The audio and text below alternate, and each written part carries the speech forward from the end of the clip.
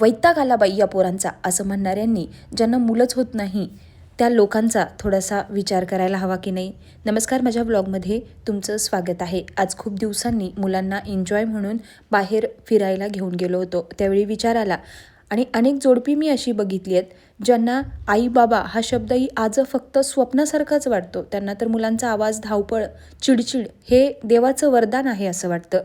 वर्षानुवर्षे doctor, treatment, pregnancy struggle, कुणाचं मनही तुटतं, कुणाचा आत्मविश्वास देखील संपतो, कुणाला तर प्रत्येक महिन्यात आशा देऊन पुन्हा निराशा मिळते. आणि अशा लोकांच्या चेहऱ्यावर मी एकच गोष्ट पाहिली आहे, तो म्हणजे रिकामीपणा, जे कुणालाही दिसत नाही आणि ते फक्त रोज जगतात. त्यांच्यासाठी आई म्हणून हाक मारणं किंवा बाबा असं ऐकणं हे फक्त स्वप्नच आहे.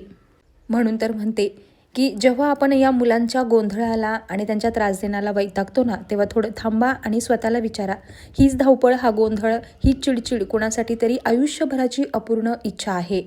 म्हणून तर मुलं म्हणजे त्रास नाही बरं का, मुलं म्हणजे देवानं दिलेली जबाबदारी आणि आपल्याला दिलेला आशीर्वाद आहे. आज ते धावतात, ओरडतात, चिडचिड करतात, पण हेच क्षण उद्या आठवून आपल्यालाच हसू येणार आहे.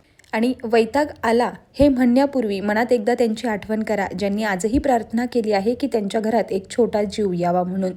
आपण भाग्यवान आहोत आणि हे भाग्य कमी कधीच लेखू नका. आजचा व्लॉग इथेच थांबवते कारण मला या मुलांसोबत अजूनही खूप एन्जॉय करायचा आहे आणि त्याच्यासाठी मला हवा तेवढा वेळ हा कमीच आहे. पुन्हा भेटू पुढच्या व्लॉगमध्ये. तोपर्यंत तुम्हीही हॅपी राहा, मजा करा. बाय.